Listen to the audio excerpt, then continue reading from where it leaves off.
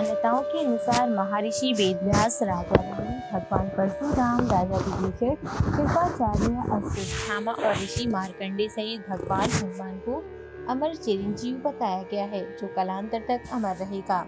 ऐसा माना जाता है कि भगवान हनुमान जी आज भी दक्षिण भारत के गंधमादन पहाड़ पर निवास करते हैं और जहाँ भी राम कथा कही जाती है वे वहाँ अदृश्य रूप से पहुँच जाते हैं। इसके अलावा श्रीलंका में एक ऐसा वनवासी समुदाय भी है जो हर 41 साल में हनुमान जी से मिलने का दावा करता है। आइए जानते हैं इस रहस्य के बारे में। सेतु डाटा ORG वेबसाइट के अनुसार श्रीलंका में एक स्थान है जहां हर 41 साल में हनुमान जी यहाँ के एक विशेष वनवासी समुदाय से मिलने आते हैं। ऐसी मान्यता है कि इस समुदाय का इतिहास रामायण काल से जुड़ा है। वेबसाइट के अनुसार श्रीलंका के जंगलों में मतंग नामक से एक ऐसा वनवासी समुदाय रहता है जो कि पूर्णतः बाहरी समाज से कटा हुआ है। उनका रहन सहन और पहनावा भी बाहरी लोगों से बिल्कुल अलग है। सबसे बड़ी बात यह है कि उनकी भाषा भी श्रीलंकाई भाषाओं से अलग है। वहीं एक रिपोर्ट के मुताबिक इस समुदाय के लोगों की संख्या केवल 50 से 60 के बीच ही है और ये श्रीलंका के पिदुर पर्वतों के जंगलों में रहते हैं। दावे के मुताबिक मतंग वही समुदाय है जिनसे मिलने हनुमान जी प्रत्येक 41 साल बाद आते हैं। इस बार 27 मई 2014 को हनुमान जी ने मतंग समूह के साथ आखिरी दिन बिताया था। इसके बाद अब हनुमान जी साल 2055 में इस समुदाय के लोगों से मिलने आएंगे। मतंग वनवासी लोगों का एक समुदाय है। यहाँ एक खास बात यह है कि हनुमान जी का जन्म भी मतंग ऋषि के आश्रम में ही हुआ था। पुराणों के मुताबिक कर्नाटक में पंपा सरोवर के पास मतंग ऋषि का आश्रम है। ऐसा भी दावा है कि इस समुदाय का कहीं न कहीं यहाँ से संबंध हो सकता है। सेतु संगठन नामक संस्था ने इन मतंग समुदाय के लोगों को और करीब से जानने के लिए वनवासी जीवन शैली अपनाई और इनसे संपर्क साधना शुरू किया।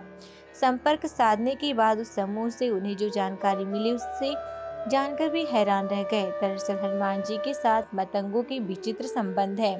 मतंगों संतों से पता चला कि उनका यह सिलसिला रामायण काल से ही चला आ रहा है।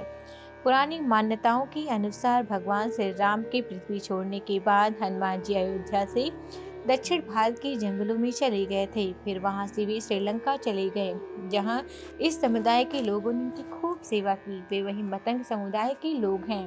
हनुमान जी ने इसके बाद इन्हें ब्रह्म ज्ञान का बोध कराया। साथ ही उन्होंने आशीर्वाद दिया कि वे हर 41 साल में समुदाय की आने वाली पीढ़ियों को ब्रह्म ज्ञान देने आते रहेंगे। एक रिपोर्ट के मुताबिक बताया गया कि मतंग समुदाय के लोग विभीषण की आखिरी वंशज हैं।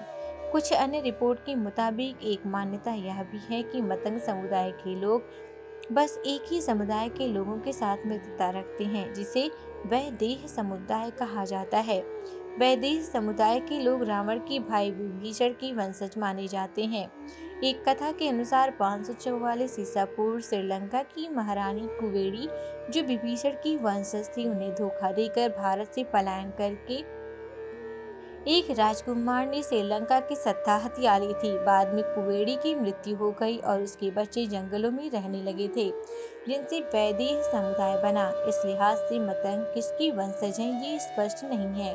सेतु संगठन का दावा है कि जब हनुमान जी 41 साल बाद मतंग समुदाय के पास रहने आते हैं तो इस दौरान हनुमान जी द्वारा बोले गए प्रत्येक शब्द को आदिवासियों के मुखिया बाबा मतंग अपनी हनु पुस्तिका में लिखते हैं। सेतु ने दावा किया कि इस पुस्तक में लिखी गई बातों को समझने के लिए सेतु अपने साधना केंद्र पिदुरुथला गल्ला पर्वत की तलहटी में स्थित एक छोटे से गांव नुआरा में आधुनिक भाषाओं से अनुवाद करने में जुटी है, ताकि हनुमान जी के चिरंजीवी होने का रहस्य को जाना जा सके। लेकिन इन आदिवासियों की भाषा को समझने में उन्हें काफी मुश्किल हो रही है।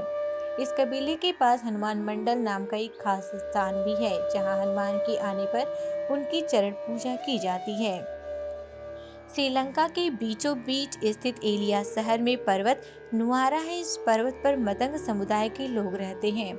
इस पर्वत की श्रृंखला के आसपास घने जंगल है। हालांकि यहाँ पर आदिवासियों के कई समूह भी रहते हैं। ग्रंथों के मुताबिक श्रीलंका के मध्य में रावण का महल हुआ करता था। वैसे पर्वत नुआरा से लगभग 100 किलोमीटर दूर बांद्रवेला की ऊंची पहाड़ियों के बीचों बीच सुरंगों तथा गुफाओं के भंवर जाल मिलते हैं। यहाँ ऐसा कई पुरातात्विक अवशेष मिलते हैं जिनकी कार्बन डेटिंग से इनका काल निकाला गया है। सबसे बड़ी बात यह है कि नुआरा एलिया पहाड़ियों के आसपास ही रावण फॉल, रावण गुफाएं, अशोक वाटिका और खंडहर हो चुके हैं। विभीषण के महल आदि की पुरातत्व विभाग ने जांच की है, जिसमें ये गुफाएं रामायण काल की होने की भी पुष्टि करती है। Subscribe to our YouTube channel and press the bell icon to get the latest updates.